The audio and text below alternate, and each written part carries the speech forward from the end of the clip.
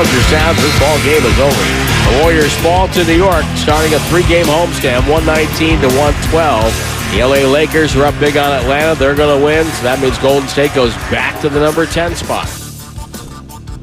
Tim Roy on the call there, right here on 95.7 The Game. It is the pregame show. Thank you, voiceover guy. Joe Spadoni in his house.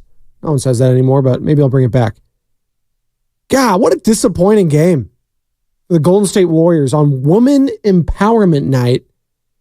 You had the all-female broadcast last night on NBC Sports Bay Area doing a hell of a job up and down that lineup. I saw Bonte not in the nosebleeds. Took his mom to the game. Oh, on the Warriors bench, huh? Oh, interesting. You would expect nothing less for the King, though. Come on. When the King calls his court, Sam Lubman, who's back, ladies and gentlemen, he's wearing his Giants gear. Whew. But when the King calls on his court, he's sitting courtside. You like that? There you go. Speaking of the Giants, and Knicks 119, Warriors 112. Warriors fall to 35 and 32. Now under 500 at home. So as much as we were talking about yesterday, the Lakers being a bad team on the road, and the Lakers potentially playing the Golden State Warriors in a play-in either at Chase Center or at Crypto.com Arena right now. The Lakers bumped right back in front of the Golden State Warriors in the Western Conference standing. They're now the 9 seed. But more importantly, we'll get back to basketball. I mean, Farhan Zaidi, Executive of the Year so far? I'm impressed. Blake Snell, reigning Cy Young in the National League, come on down. You've got now the top 2 vote getters for the Cy Young last season in the National League in Blake Snell and Logan Webb. It's a pretty damn good 1-2 punch. And to get him this late in the season, I don't care. That's got to be a shot of adrenaline. If you're a team like the Giants full of young guys willing to prove themselves, a guy like Kyle Harrison, a lot expected of him this season, but you know what? When you got the protection of Webb, of Snell, Cobb, whenever he comes back, hopefully Robbie Ray comes back, and just some of those names right there. Robbie Ray, also a Cy Young winner. Like, when this team gets healthy, and stop me if you've heard that before, when and if this rotation gets healthy, that's about as lethal as any in baseball. And I'm looking up and down the division, and yeah, you got studs like, Shohei Ohtani and Mookie Betts, and wait and see what's going on with Walker Buehler. Clayton Kershaw's coming back to the Dodgers. Yeah, you got names and you got studs, you got action there. Absolutely.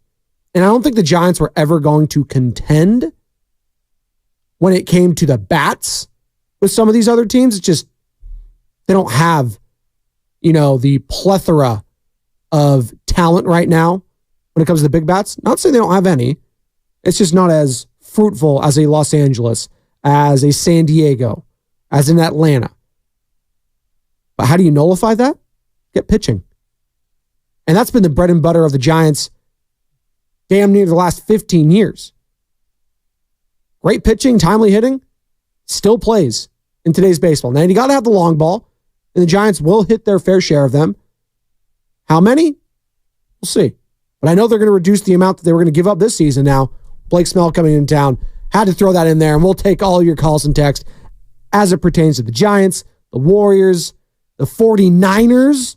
They got in trouble. Uh-oh. Clerical errors? Come on. I thought Joan and Payroll was still over there.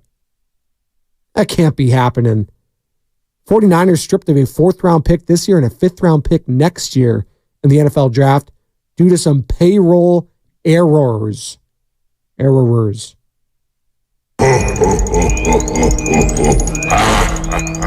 That's just, come on. Of all the ways to get popped, payroll errors has got to be the weakest. And the dumbest. Like, come on. Get your S together. Now, I did see another thing with the 49ers. And by the way, you can hit me up at 888-957-9570. Call or text the Comcast Biz text line. Also, hit us up on Twitch and YouTube, powered by First NorCal Credit Union. Good morning to all you lovely people out there on the roadways, at work, getting ready for school, the week, whatever, what have you.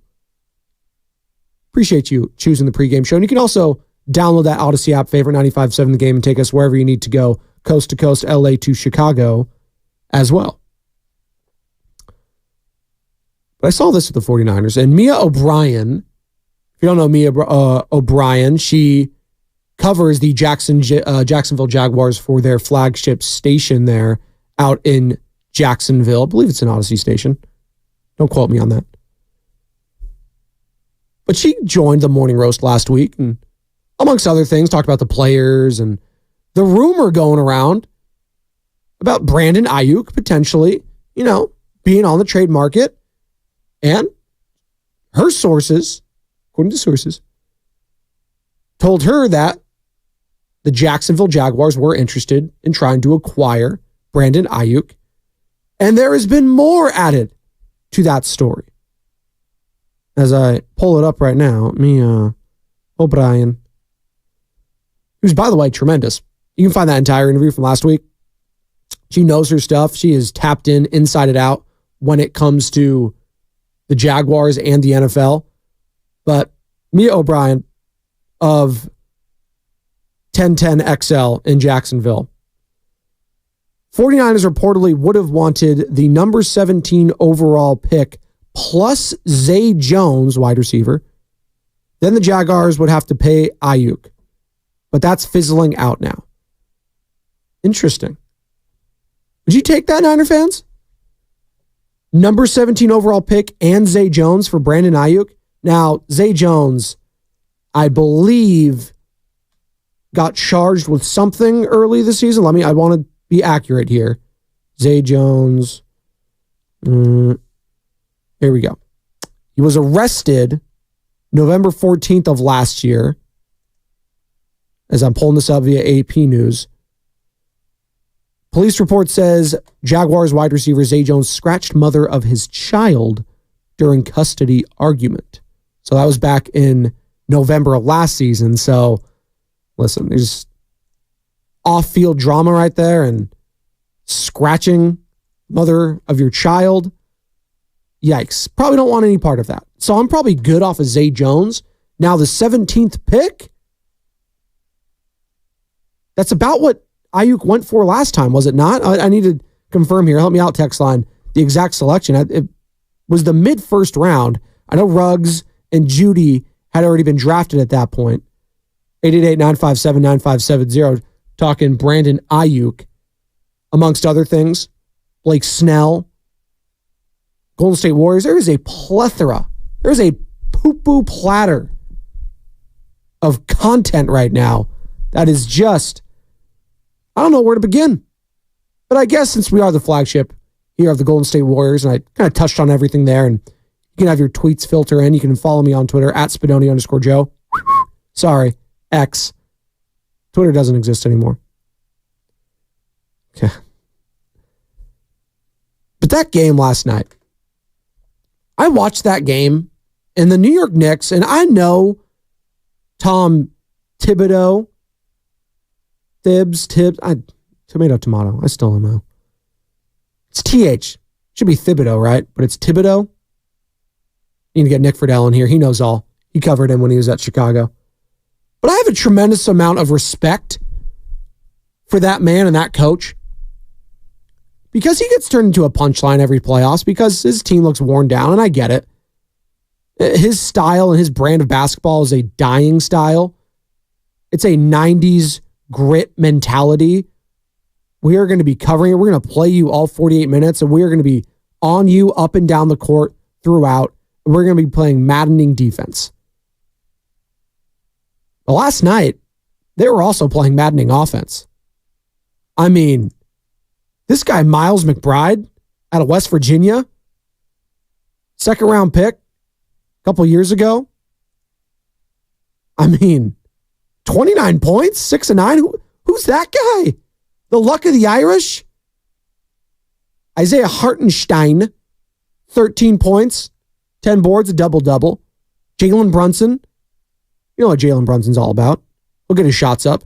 No Julius Randle. No OG, don't call him AJ Anunoby last night.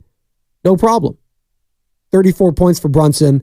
Dante DiVincenzo, a return to Chase Center, 18 points for him, as every single starter on the Knicks got into double figures scoring. Josh Hart, triple-double, playing all 48 minutes. Miles McBride, by the way, 47 minutes for him. So two of their starters damn near playing the entire game. You got a tripped up from Josh Hart, 10 points, 11 assists, 11 rebounds. And when I watch that team play, it's a reflection of the coach. And that's what I came away with yesterday. That team, the New York Knicks, and sometimes it's as simple as the other team wanting it more, but they did. They didn't have two of their top players, and they didn't skip a beat. They came out, punched them in the mouth. The Warriors got back multiple times, and the Knicks responded. Knicks were the better team last night, and they're the better team on the season. 41-27, 19-14 on the road. That's what they do. It shouldn't come as a surprise to a lot of us watching the Warriors this year either. It was a nice feel-good win on Saturday because you beat the Lakers and it was in Los Angeles. And no, Anthony Davis, who, by the way, came back yesterday, had a monster performance. LeBron James, monster performance. Lakers win big in La La Land over the not hot Atlanta Hawks, the not Atlanta Hawks, as I call them. And again, Lakers back up to the 9th spot, tied in the loss column with the Warriors. 2 more wins than them, though, so that bumps them up 37-32 at the 9th seed. Then you got the Suns, Mavs, Kings with a big win. Needed them to lose yesterday. If any chance of trying to claw to that 6th seed, it feels like they were in a tussle in overtime against the Memphis Grizzlies. They eked one out there. I think Domantas Sabonis has like 50 straight double-doubles, something ridiculous like that. Hollow Man, making me eat my words. Hollow Man is becoming full before our eyes. We'll see in the playoffs. We'll see. Very interested to see some of these matchups if and when they come to fruition. But right now, it's ever-changing. Got the Thunder, you got the Timberwolves, you got the Nuggets, all separated by a half game. Clippers, looks like they're finally out of that running for the number 1 spot. They're 5 games back. That sounds like a lot. And they're kind of reeling right now. They've lost 2 in a row. They're 5-5 in their last 10. Not the greatest for the Clippers. And stop me if you've heard that before. The Clippers wiltering late in the season and not being healthy. Weird. Pelicans, no one's talking about the New Orleans Pelicans. That's an interesting team to me right now. What are the expectations of them? They've kind of been at this, they're middle of the pack. They're the 5 seed. I don't know what to make of them. Zion Williamson is a baller when he's right. Brandon Ingram, same thing. Are they going to make a run? Could they be that team? That's kind of a dark horse for me in these entire playoffs that no one's talking about is the New Orleans Pelicans. And who are they going to... Could they give a team like Denver a run for their money and potentially pull off the upset there? Maybe. I'm not ruling that out. They have such offensive firepower that they can give any team on any given night a problem. And speaking of last night, that's what the New York Knicks did to the Golden State Warriors. 888-957-9570. How you feeling after that loss, Warriors fans? Is it frustration? Is it, you know what, we shouldn't be surprised anymore? It is what it is. This team is just content with being a 9 or a 10 seed. Because that's kind of how I felt. And not just the Warriors, by the way. The Lakers just beat a really bad Atlanta Hawks team. I don't know how much I can put into that. Kind of watching both games last night. But even in the start of that game, the Lakers were just kind of like, lackadaisical, or however, how does Zion pronounce it? Lackadaisical? Something like that. I need to get that drop. It's all time.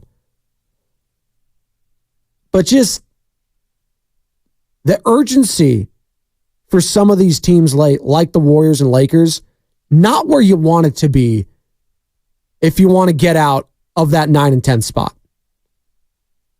What say you? 888-957-9570. Here's the head coach last night. Yeah, it was almost the exact opposite of our game in New York a couple weeks ago, where I think we started out that game 14-0. I thought the Knicks were great tonight, right from the very beginning. They took it to us. They were physical. They played with great force, and I thought Tom made a great move starting McBride, with OG out, putting McBride in there, space the floor, and obviously he got going, and they had us really spread out early, and we knew they were going to come in and play hard, after we got them a couple weeks ago. That's kind of their identity. They're a hard-playing team, and they took it to us tonight. From the 408 on the Comcast Minutes text line, as I'm looking at a commercial for Cracker Barrel, and their pancakes look delicious right now. 408. Whoa, I got a lot in a couple seconds. Whoa. Check that. 5-1 out. Comcast Business text line. Seems teams routinely play above their season averages in several categories when they play the Dubs. Well, when they play good teams, and the Warriors have been kind of a slightly above average team, I just read the records off. They speak for themselves. Knicks are 14 games over 500. The Warriors are 3. The Knicks have been the better team all season long. That's just a fact. They're a better team right now than the Golden State Warriors. And that's a team that if they get healthy in the East, if Julius Randle comes back, we'll see what's going on with Anunoby's elbow, but if that gets right enough in the playoffs, they got some action. Because they play defense like that, and if they can just get some timely contributions from Anunoby and from Julius Randle, who is, when he is right, he could be a problem for anyone in the league. The problem with Julius Randle is he's more wrong than right at times. He could play hero ball. He kind of gets disinterested. He wants to do me. And I get it. You're playing at the Mecca. You're in New York City. Kind of the face of that team, and Brunson's kind of pushed that aside. It's kind of Jalen Brunson's team now. And by the way, Jalen Brunson. I know they got Kyrie Irving out in Dallas, but you just think about a team like that. Brunson just stayed with Luka. I know Kyrie's the talk of the town right now, the running floater for the win, the hook shot, what have you. Man, how'd Dallas let him go? Guy's unbelievable. But that's a team that you got to worry about in the East if they get healthy. We're talking about the Pelicans right now kind of being a dark horse. I think the New York Knicks, maybe not quite a dark horse because they are 14 games over 500. But if they get healthy, I know it's been a minute, a New York minute, if you will. Look at that. Huh. Since the Knicks have been relevant in the playoffs and as legit contenders, but why not the Knicks if they're healthy? They play defense and get enough scoring contributions from everyone else. I don't see why not. And yes, Jalen Brunson, I believe, can be good enough to be a number 2 on a championship squad. A number 2, because he's been a number 1 shouldering the burden for most of this season. And look where the Knicks are. More from the head coach talking about the starters not having it. Yeah, just one of those nights, where we didn't really get anything going, from that starting group. They've been really good, but it just felt like from the very beginning we were swimming upstream. So I think it was 15-4 out of the gate. We didn't once have the lead in the game. We, made a good comeback, but I just didn't think we were disciplined enough throughout the game to earn the win. We were biting on pump fakes on non-shooters. We were getting back cut over and over again, which compromised our defense. They had 14 offensive boards. They just outplayed us, simple as that. Back to that start of that game.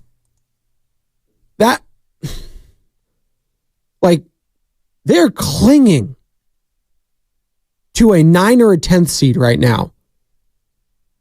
And you get down 11 points like that to a team without 2 of their top 3 best players, Julius Randle and OG Anunoby, and you get down that early against a team that plays that tough, as you heard from the head coach there, that, listen, Tom Thibodeau played, those teams play hard. That is their calling card, is defense and getting after you for 48 minutes. And you get down that early, it's disheartening to watch. I mean, that sucked up all the air of the building. I'm sure Bonte's going to talk about it with Joe in about 40 minutes here. Bonte was at the game courtside. I'm interested to hear what he has to say. with the players and all that. Like, I was frustrated for Chris Paul, who looked like he was like the best Warrior out there outside of Trace Jackson Davis, who, by the way, 9 of 9, 19 points. TJD coming alive, 3 blocks. Very impressed with the Rook out of Indiana. Very impressed. Brandon Pajemski, 25 minutes. Diddly poo on offense? 0? Is he hitting a rookie wall? But, and I hate to be beating a dead horse here. And is that a saying we should still say, by the way? Where did that even come from? Beating a dead horse? PETA does not like that. I'll tell you that. But Andrew Wiggins, oh my God. 7 points? 2 of 9? Can we get a little bit, can we get to double figures, please? For the love of God. And you got Draymond 2 points there. Like that was an embarrassing loss last night. I'm talking my 22 minutes into the show. A team without 2 of their top 3 best players came in here and kicked your ass. Josh Hart, Dante DiVincenzo, Isaiah Hartenstein, and Miles McBride, who came in here and kicked your ass. That's unacceptable. When you have Stephen Curry, Klay Thompson, Draymond Green, Jonathan Kuminga, it wasn't his best night either, but him being out of the game late in favor of Andrew Wiggins because of some turnovers, like, at least he got to double-digit scoring. At least he's contributing offensively. Are we going back to, if it's not Stephen Curry producing, we're in trouble? Because that's a problem. It's only a couple weeks left here in the season. And we're still solely relying on Stephen Curry? That was a bad loss last night, to say the least. And it was honestly quite embarrassing. Stephen Curry, after the game on their home record, being under 500. It's unusual. Obviously, I think we're under 500 at home. And that's been our staple. You know, we're giving ourselves a little cushion every season for the last however long. So it's a challenge that we have to overcome at some point down the stretch of the season. And you understand, like, the best case scenario is to try to have home court in a play-in environment, or, you know, when you get into a series, have to win here and protect your home court, especially as a lower seed. So you got to correct whatever is ailing us. I think tonight was just a slow start. You know, they know what happened in New York when we jumped out to whatever it was, 20-4 or whatever. So you knew they were going to come out strong. They did. We responded, just couldn't get over the hump. I think it was wire to wire for them, and that's the situation that we can't let happen on our home court. No, you cannot. I mean, you're 2 days removed from a really nice win against a team that you have struggled against mightily for a couple years now. And you're taking on a team from New York City that has to travel. It's on a road trip without 2 of their top 3 best players. And you lose wire to wire. There's no excuses for a loss like that. There's just not. Play better. Simple as that. Like, I can't have Trace Jackson Davis be my best player on the floor last night at times. Offensively, at least. Well, defensively, I'm so damn impressed with him. I want to hear from the rookie before we hit the break here. TJD on, you know, the slow start, surprising him, and also taking it one game at a time. Yeah, we got to just take it one game at a time. 16 or 15 left. So we got 16 more. We got to take it one at a time, and we got to be locked in. And so obviously we got Memphis coming in here on Wednesday. So we'll watch the tape tonight and start focusing on them. It's night and day different for me, how I see the game. Chris, CP has done a great job with me, just talking to me, telling me things that I need to do. And it shows. His leadership It's him, Draymond, Loon, all of them, all the vets have really been huge in helping me develop, and they give me confidence every time I step on the floor. 888-957-9570 takeaways from the Warriors' loss last night to the New York Knicks. Also hit us up on Twitch and YouTube, powered by First NorCal Credit Union. Search 95.7 The Game, like and subscribe, ring that bell. We're streaming all day long, 5 a.m. through 7 p.m. right here on your home for Golden State Warriors, 95.7 The Game. On the other side, we'll continue to take your calls on the Warriors, plus more on the Giants acquiring Blake Snell. Expectations are high now for me for the San Francisco Giants. Sky high? Let's pump the brakes. But playoffs at the very least should be on the minds of Giants fans. Touch on that. Plus, again, 49ers. What's going on in Santa Clara right now? I got questions on 95.7 The Game. Starting March 18th for 3 days only, shop limited time doorbusters during Lowe's MVP's bonus days. Buy one Metabo HPT 15-degree roofing nailer. Get one box of Metabo HPT.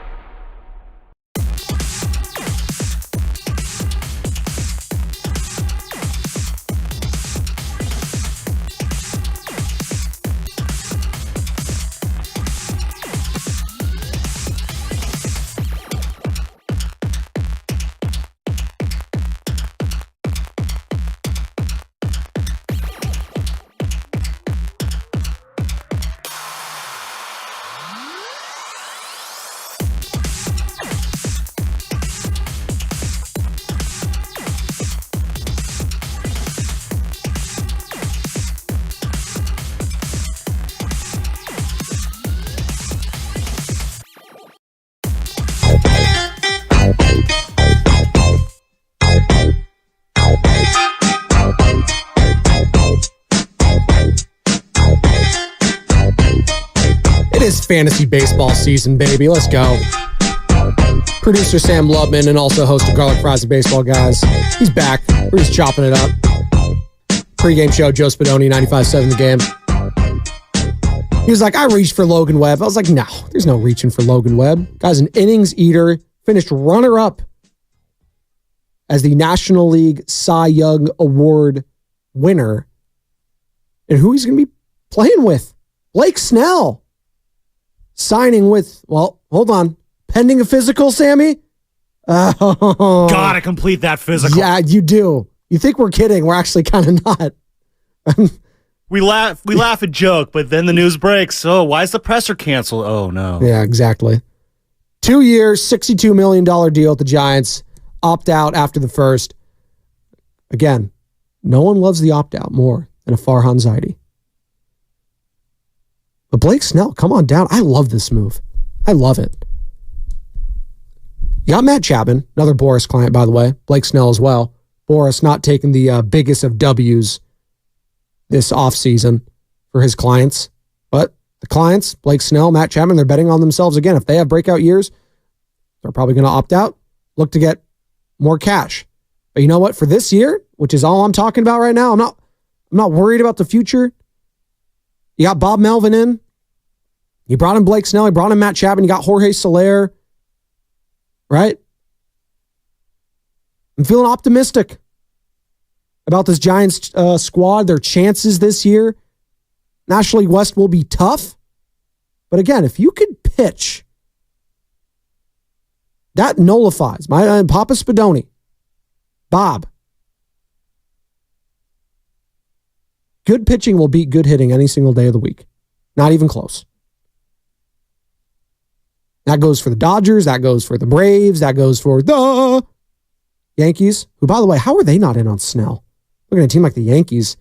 They couldn't do more than 2 years, $62 million. It's kind of crazy, right? But Giants aren't complaining. Farhan Zaidi's not complaining about that. Again, helping out your young, is he still considered a rookie, Kyle Harrison, Sam? Yes. Came in late last year, had some explosive starts, but also looked like a rookie at times. But he'll be protected in that rotation now with a guy like a Snell. About learning not only from a Logan Webb, but a guy like Blake Snell that's pitched at the highest of levels when it comes to the World Series. We all remember Kevin Cash when he was at Tampa, pulling him. Joe Shasky's entering now. Oh, he's fired up. They're fired up about the Giants right now. Let's go. I'm getting excited for baseball now. I just did my fantasy draft, like I said. Not feeling great about my team. It's my first time doing a keeper league in fantasy baseball. And it's only 2 from the previous year. I inherited a team, which is different too. I'm not mad about. I kept Corbin Burns and who's my guy? Kyle Tucker out in Houston. Feel good about their chances. They'll be playing at a high level, the Orioles and Astros this season. What are your expectations for the Giants? Starting to shift, Giants fans. 888-957-9570. That's what I want to know. Like, are you starting to get excited?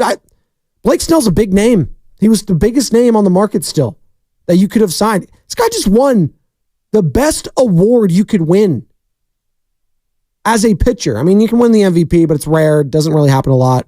Verlander, Kershaw, only ones to do it in recent memory. But he won the crown jewel of his, profession. And he's only the 7th player ever to do it in both the American League and National League. Blake Snell to win that, Blake Snell to win that Cy Young. I'm optimistic. I'm feeling good. The expectations should be high for this team. Dare I say 90 plus wins? With the addition of Snell, I think so. They should be a playoff team. And that's good. You want expectations to be higher for this squad. You don't want to be like, if 500, maybe they compete. No. They should be a playoff team. With this rotation, that again, barring health, like everything else, take a deep breath. He's still got to pass his damn physical. Shout out Carlos Correa. We all know how that went.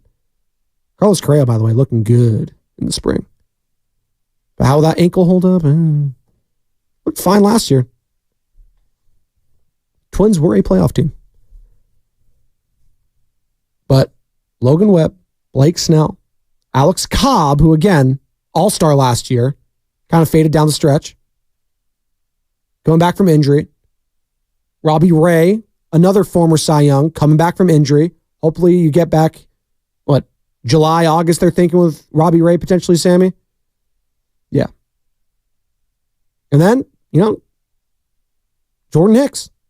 So, 888-957-9570. Your thoughts on the Giants' acquisitions and your overall feelings about Blake Snell moving forward.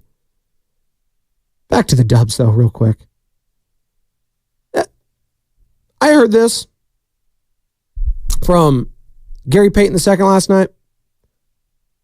And let's see if this is the right one I want. No, I don't think we had it. But it was basically him guarding Jalen Brunson and not being able to touch him and not being able to, breathe on him or anything like that. He'll go to the line, he'll get fouled. That might work, against other teams that quote unquote foul hunt, like an Austin Reeves. You can't breathe on this guy. And Austin Reeves, by the way, just took a vicious dunk last night. It's probably the only highlight that the Atlanta Hawks had. Just dunking on him. And by the way, the dunk of the night, probably the dunk of the year. Did you guys see what Anthony Edwards did to John Collins? Oh my God.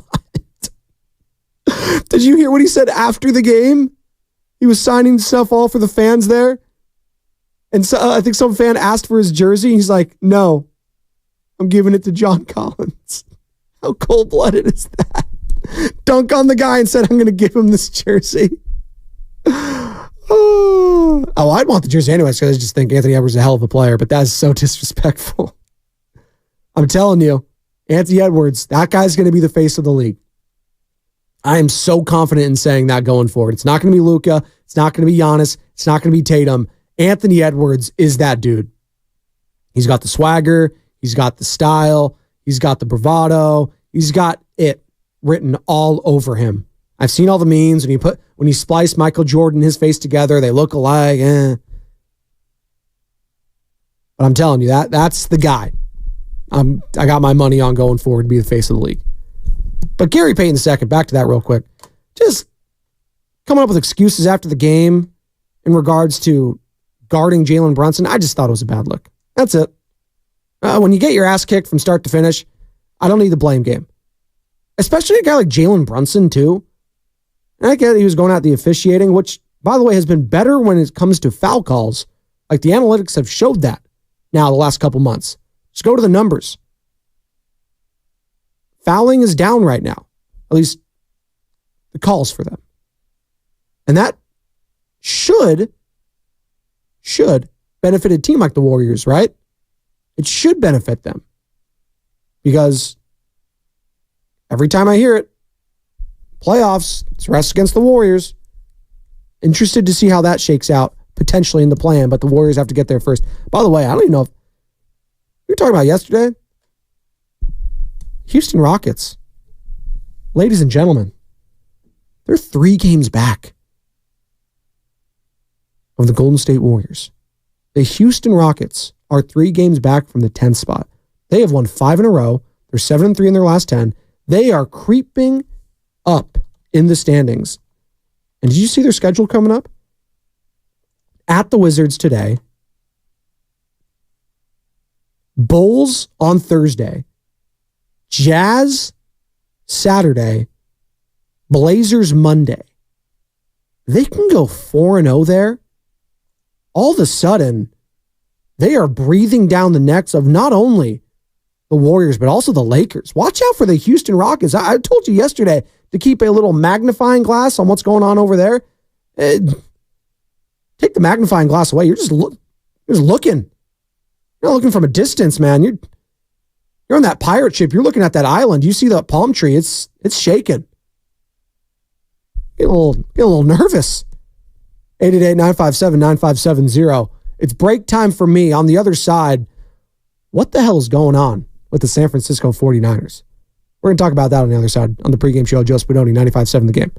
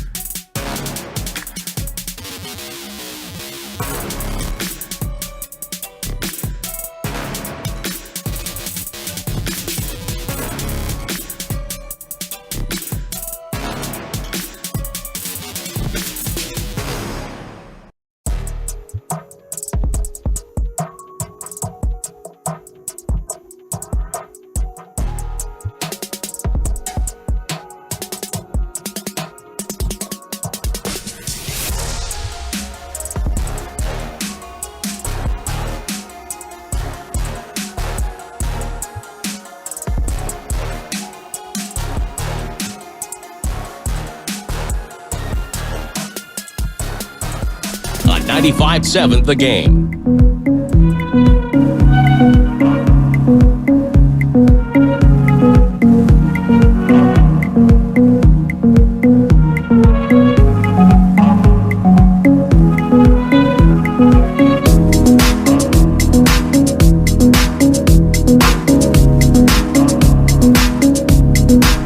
Thanks, Timmy. My friend Tim Roy.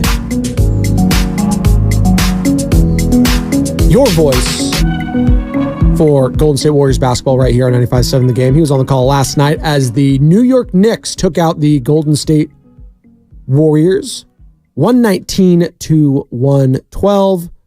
Jalen Brunson leading all scorers with 34 points. Miles McBride. Mick who? 29 points. Dante DiVincenzo, 18. Isaiah Hartenstein dropping 13 as well. Every single New York Knick double-digit scoring. And he had a triple-double from Josh Hart. Playing all 48 minutes. It's impressive. He's done that a couple times this year, too. That's what Coach Tibbs, whatever the hell you want to call him. It's what he does. He gets the best out of these players. It's a dying brand of basketball, the way he does. But good defense will always play in any single generation. I don't care if it's the highest scoring in the history of the league. You play good defense, you will be tough to beat. And last night, they coupled that with timely shots and great play from guys that stepped up in the rotation, McBride being one of them, stepping in for Anunoby, who was out, Julius Randle, obviously, out. And their guys stepped up and the Warriors guys didn't. Again, Andrew Wiggins, 2 of 9, 7 points, not going to cut it. Brandon Pajemski, 0 points, not going to cut it.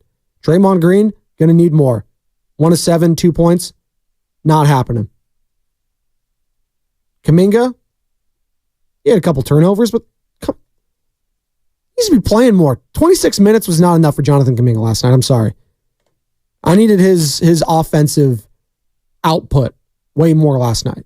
And he was efficient enough, 7 of 13. CP3, or Chris Paul II, as Steiny calls him. That drop is so good. 14 for him. Klay Thompson off the bench. Not his most efficient night overall, but 5 of 10 from beyond the arc, 18 points.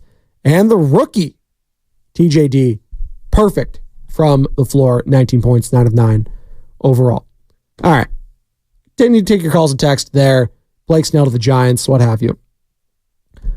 But the San Francisco 49ers, just a bizarre situation yesterday that came across my timeline.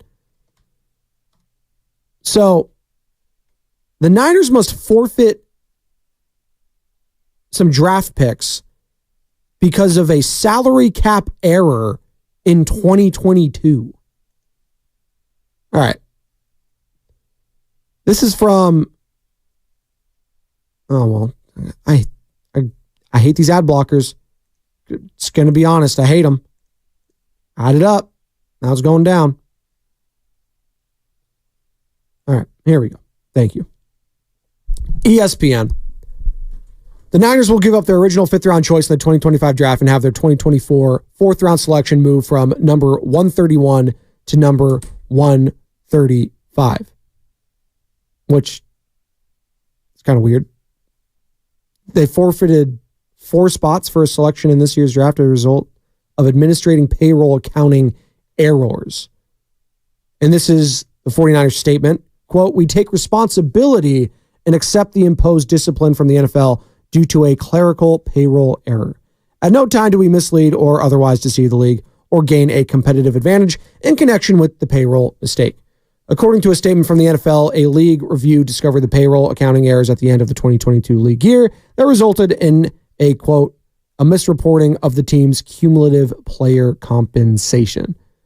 The NFL determined that the club would have remained under the salary cap at all times regardless of the error, and there was no intent to circumvent the cap. After the penalties, the Niners will still have 10 total picks in the upcoming draft, including 3 in the 4th round, numbers 124, 132, and 135. Just a weird situation.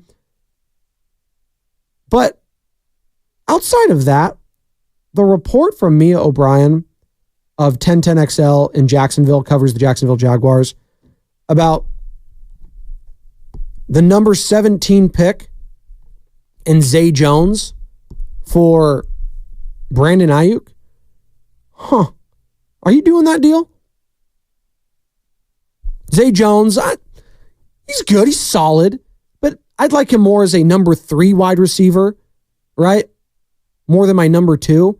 He's played well at times as a number 2. He has. Hell, he's been a number 1 at times. You go back to that run that the Raiders had a couple years ago. He was clutch as hell. And that Sunday Night Football matchup against the Chargers where it was win and get in or tie and you both get in, and it almost ended up it being a tie. That was a crazy game. A couple years ago when he was playing with the Jaguars against the Los Angeles Chargers and that massive come from behind win, clutch catches there. So he's a nice player, a nice complementary piece to what you already have, though. And if I'm already getting rid of Brandon Ayuk, I need a sure thing coming back. And Zay Jones is a sure thing as a 3. I don't need that. And Deebo Samuel, yeah, we'll wait and see what goes on there, but why not just pay Brandon Ayuk? And maybe they end up doing that. Maybe this is all just fluff. Are they shopping him? That's the thing. If talks have gotten to that point, they're shopping Brandon Ayuk. Is that they playing with fire there, you think? Or are they just doing their due diligence and they're just doing what a good team does? And you just lost the Super Bowl. You got to take inventory. You're looking ahead. You got to pay Brock Purdy next season. So there is a lot of question marks still to come prior to the NFL draft, which is more than a month away now. But what will the 49ers do? 888-957-9570. I saw CBS Sports. I saw a mock draft. And I'm a sucker for a mock draft. I'm not going to lie. The Mel Kipers of the world, the Todd McShays, the Daniel Jeremiahs. It's just fun. More often than not, they don't shake out. Although I'll say Daniel Jeremiah's pretty close. Like more so than the Kipers or the McShays or when it was Mayock. Daniel Jeremiah, who was a former scout with the Baltimore Ravens, knows his stuff.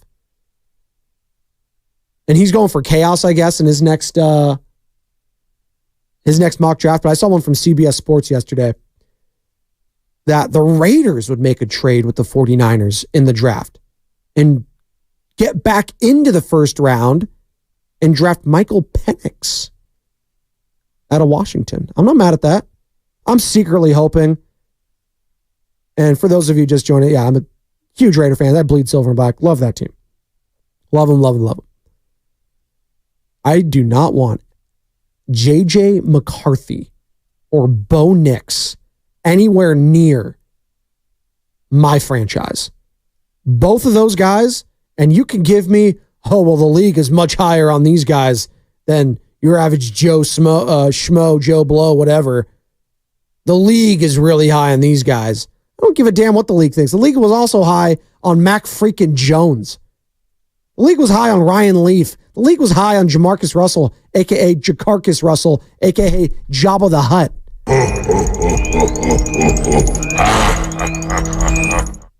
That's who they were high on.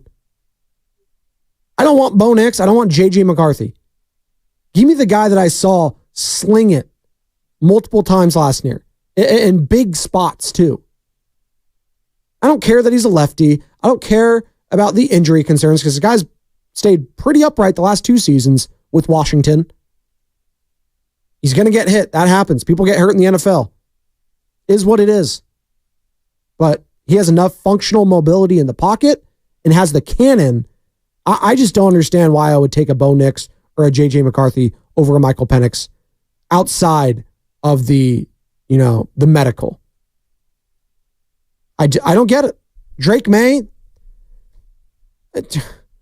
Sam, you watched a lot of ACC football, and you can just give me a thumbs up or thumb. Drake May, is he doing it for you? Yeah, exactly. Even that guy. I love Caleb Williams, and I love Jaden Daniels, and I love Michael Penix. And the wild card, Spencer Rattler, who I think a caller called in.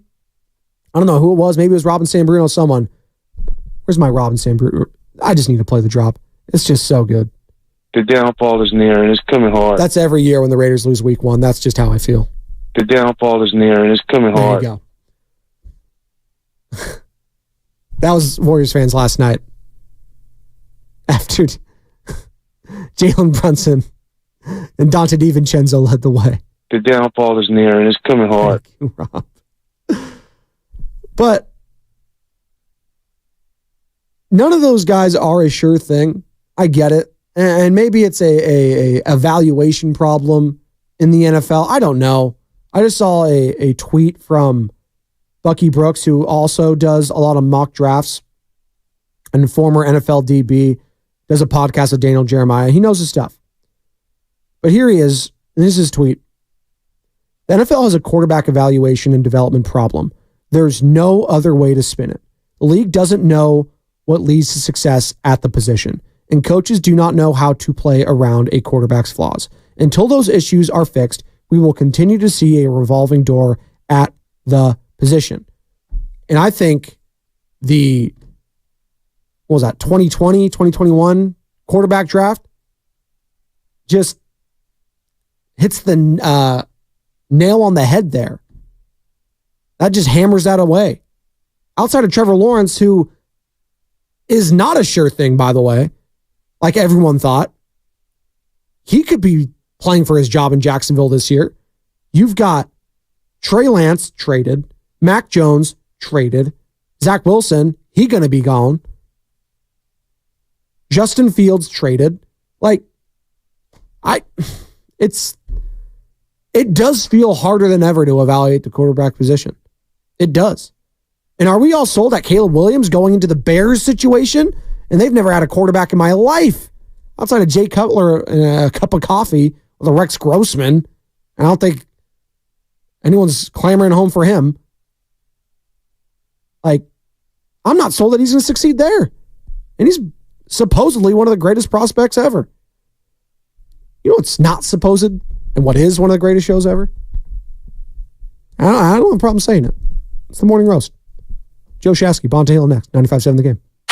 You're listening to 95.7 The Game, KGMZ FM and HD1 San Francisco. Always live on the free Odyssey app, Twitch, and YouTube.